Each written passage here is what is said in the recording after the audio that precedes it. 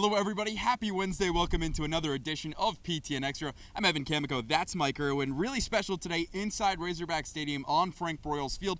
Mike, we're going to get to football in just a second, but the people want to know, and I want to know too, take us through the hat. Where did the hat come from? You got a bunch of hats on your wall right behind your office, but what went into the hat? Because that's the talk of PTN Extra right now. Yeah, I've been doing that for 5 or 6 years. I had 2 high school buddies. Both died of skin cancer.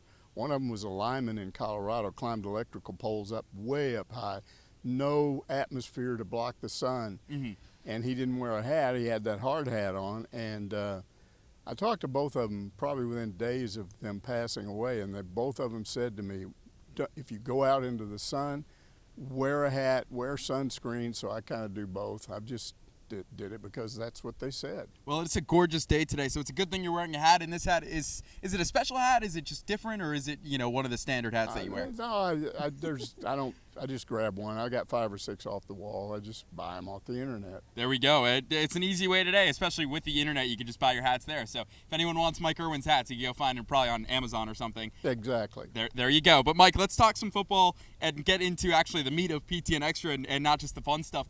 Today we got to hear from Travis Williams, defensive coordinator. What stuck out to you most when talking to the linebackers coach?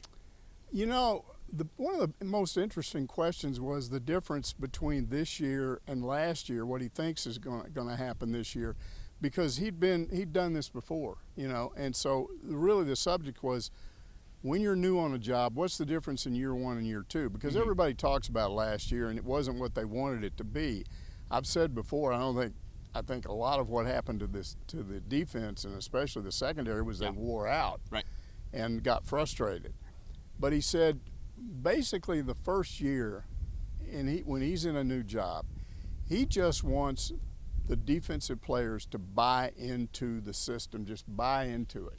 He said, we're not real specific. We're not X's and O's heavy, because it's going to take them a while to learn it.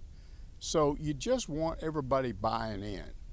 So what that means in year 2, he said, year 2, we're going to be more specific. We're going to ask you to know more. One of the things we didn't see that we'd heard about when he was recruited and brought in here and hired was that he was a very aggressive pass rusher. Lots of blitzing, lots of going after the quarterback. We didn't see a lot of that. I think we're going to see it this year. I think these players know the system better. He talked a lot about Anthony Switzer and his ability. He's not the typical linebacker type. He's not tall. He doesn't jump real high. So why is he back there? He's back there because of his football IQ, because he knows how to read an offense, read certain keys, and then react to that. And I think that's going to be very important. When you watch an offense line up, they're going to decide whether they go or not. And I think all of the linebackers, whoever's back there, is going to have to do that. So I think that's one of the things fans ought to look for, is if they are more aggressive going after opposing quarterbacks. What we know in the SEC, beating the opposing team usually involves getting to their quarterback, because there's great quarterbacks all through this league. Ole Miss, come on, dart. You got to make a dartboard out of dart. So how do you do that? Yeah. So I think that's one of the things you're going to see that's different.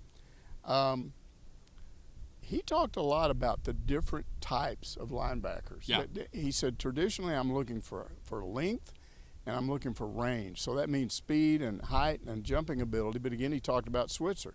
He said sometimes there's some exceptions. You put a guy back there for a different reason. Also, he will be moving back and forth between safety and linebacker. And then he talked about, somebody mentioned, might have been Tom Murphy, I can't remember, somebody mentioned seeing in practice the other day 4 linebackers, a 4-linebacker set. What that actually means is you've put 2 extra outside linebackers on the field that take the place of your traditional defensive ends. And I'm thinking, well, why would you? There's certain players, they got really good defensive ends on this team. Why would you take that guy off the field? And he said, and apparently he won't. He said, when you change this around, you're looking to get your best players on the field. So there's almost an implication that you might move one of those defensive ends as a great pass rusher down inside, but you're getting speed on the outside. And in a third down situation, it might be you might fake an all-out blitz, but you might do an all-out blitz. Right. So I like the idea of doing that. again, it's more. I think he's going to be doing more things this year. You're going to see more out of what they do. I really like the guy. I was telling somebody earlier in practice that I think they'll lose him. I think he'll become a head coach. 100%. Well, here's what the guy knows him. Here's what he said. He said, I've talked to him about that. He's got kids. He wants to raise them here first. He don't want them to have to be moving around. Yeah. So he said he likes what he's doing now. You do this 3 or 4 more years, and then your kids get old enough, they're in high school, they're out of high school, they're in college, then maybe he wants to be a head coach. So maybe they'll keep him longer than you think. Yeah, and what really stood out to me even before is he came up and shook every single person in the press room's hand. And I think, again, we saw it last year, we saw it again this year. It's something that's really rare when it comes to coordinators who most guys, too, want to just get in and get out of their press conference and not take time. And that's something that stood out to me where, you know, a guy like Ronnie Fouch, the wide receivers coach, took time to talk to us when he got introduced and came up to all of us in the media and said, you know, my wife works in local television. I'm curious about you guys. And to see, again, T-Will coming over, you saw his, you know, just enthusiasm for people in the game, whether that's his social media clips going viral or just taking that 5 seconds and shaking everybody's hand. You know, I think it just goes to show what kind of person he is. Yeah, and he started at the back of the room when he came in. Instead of going to the podium, he immediately comes over where I am because I'm on the back row. Yeah. When somebody approaches you, like, there's an immediate, I'm going to stand up and shake his hand. And then it just started happening all over the room. Guys were just standing up, shaking the guy's hand. And here's another little interesting thing that happened. Because we talked about on Ask Mike, somebody had asked a question about these iPads and how they're going to use the iPads. Well, I've never asked one of these any of the offensive coaches or the defensive coaches, how are you going to use this during the game? So I asked him, but I said iPod because I'm goober. You know, obviously an iPod is a thing that goes in your ear. Yeah. There's a guy that walks in front of my house every day, and he walks by and he's talking. I'm going, what is he? And then I realize he's got his cell phone in his pocket and he's talking to somebody as he walks by. That's an iPod. Yeah. But I asked him how they're going to use the iPods. Yeah. And he immediately switched and started talking iPad. And then when he walked back by, when it was over, I was talking to Courtney and I said, "Man, what a dummy!" And he said, "Technology's hard." He said, "I had your back. I had your back. I didn't call you out." And he didn't. You know, he just switched over. I said iPod and he said iPad. Yeah. It's really fun to see him, and as well, we talked about Anthony Switzer. Kid is from Arkansas, from Marion, went to Arkansas State, then to Utah State. Now he finally gets to be a Razorback. Just loved his answer when he talked about what it means to him, and you know he always wanted to do it. It was something that was on his list, never got it out of high school, and worked hard enough. And here he is in college now for the Razorbacks, going to have at least one season to play for Arkansas. So it'll be really interesting to see on the defensive side how he plays into it, along with Xavier Sorey, Brad Spence, some of these other linebackers who are returning and you know have to carry the load because you lost Chris Paul, Antonio Greer last year, and really you're going to have a whole new room. And what stood out to me was the fact that they're saying this is a deep linebacking room. This is just one of the deepest positions in the field, and that was interesting to me, to where we're thinking, there's probably that was our biggest question going into this offseason. Absolutely. Was what's going to happen in the linebacker room? What's it going to look like? Before this started, I said and said on the radio 2 or 3 times, if there's a problem with this team, I think it will be at linebacker because they just don't have anybody back from last year that had significant playing time. And what Travis Williams has done through the portal and through bringing the younger players up is through the talent that they have, he's turned it into maybe the deepest room. And what do you mean by deep? What you mean by that is how many guys can you put in there and not get beat because you don't have an SEC type player? You stick a guy out there's not SEC ready, and then he hurts you. So if it's really the deepest room, if it's deeper than the tight ends, deeper than the D-line, man, I want to see that. I mean, we'll have to see if that turns out to be the case. Only time will tell. And how many he plays. Yeah. But that's been impressive. Yeah, absolutely. Let's switch gears. Let's talk a little bit of offense. Before we go, Bobby Petrino spoke with the media yesterday, as well as the quarterbacks. Just when you think about all of the things that Bobby's been through, where he's been, now he's here at Arkansas, again, getting that second chance. But being able to just be a coach this time and not have to deal with the NIL and all those outside things, something that he was really thankful for when he spoke to the media. What do you think of just the whole idea of Bobby being back as a coach this time and not trying to, get all the NIL in order and all of that stuff? Well, I mean, people have said, these people that are predicting Arkansas will be bad this year simply because they have no other knowledge than they were bad last year, so they must be bad this year. Right. And what I've tried to explain to people is you don't seem to understand the difference between the offensive coordinator you had and the one you have now, because he's different. Yeah. And what those people are saying is, well, yeah, but he's going to be the head coach by Halloween. That started with a fan on the Yeah. internet that said that. And then I started seeing national media pick up on that. That's nonsense. They don't know this guy. Right.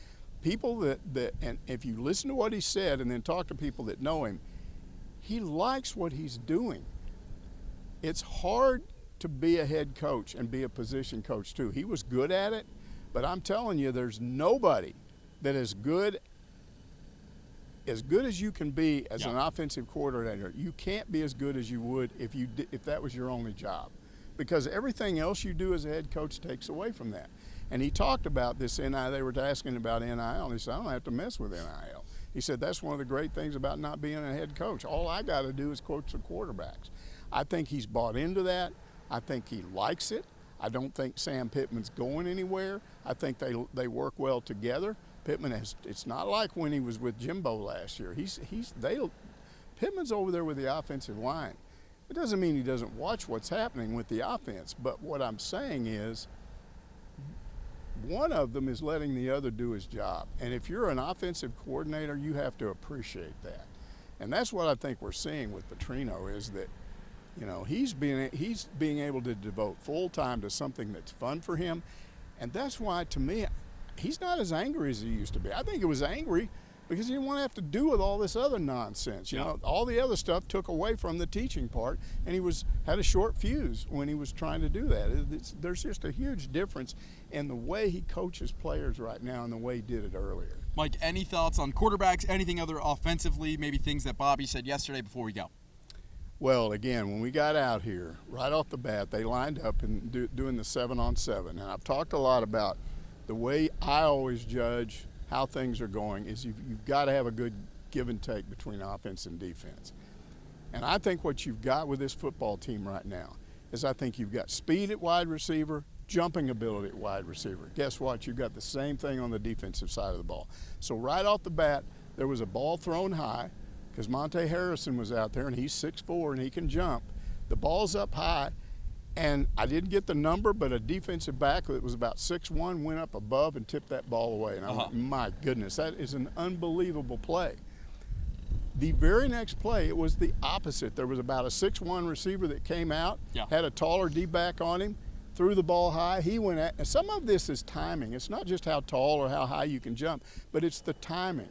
And his timing was better, so he went up and was able to get that ball. The other guy went up too quick and was already on the way down when he came up and grabbed it. But the good part of that is 2 plays, one defensive play that was really amazing, and the next play it was an offensive play, a receiver that was amazing. Yeah. You have to have that. And it makes it hard to really evaluate Taylon Green at sometimes because, you know, there was some balls that we saw that he was throwing a little bit deep, missed C.J. Brown when C.J. had a step or two against him, the defensive backs. But when your offensive and defensive, you know, wide receivers and DBs are really going after each other, it makes it fun to watch for us in the media for the, you know, brief couple of 20 minutes that we get to be in there. But it makes it fun and makes it interesting to see where this team is going to be and what their true strengths are going to be. Yeah, I was reading a comment on the internet, on Twitter, on X, and a guy was saying, you still got a quarterback that all he does is throw interceptions. It was a reference to Boise State. Okay, whoever this fan is apparently paid no attention in the spring, did not come out when they had those 2 scrimmages last spring, is not obviously out here and watching what we see. So he apparently is just going to sit there and base everything on what happened at Boise State with him last year. He's not at Boise State, and he came here to be coached by Bobby Petrino to become a better quarterback. Do you think that Bobby Petrino can't take this kid and work on the one problem he had last year? Of course he can. It doesn't mean it goes away, but what I see when I see him throwing picks or the other quarterbacks, I don't see some bad pass. I see a defensive player making a great play. And I think you can live with that as a head coach if I'm Sam Pittman. If he throws a pick, but he knows it's because he had his receiver open. He put the ball where it should be, but there was just a great play made by a defender. Yeah, no reason to get mad at that. That's one of those that in any sport you tip your cap and you move on and you keep going. But that is going to do it here from Razorback Stadium. For Mike Irwin, I'm Evan Kamiko. Thank you so much for tuning in to another PTN Extra. We'll see you next week.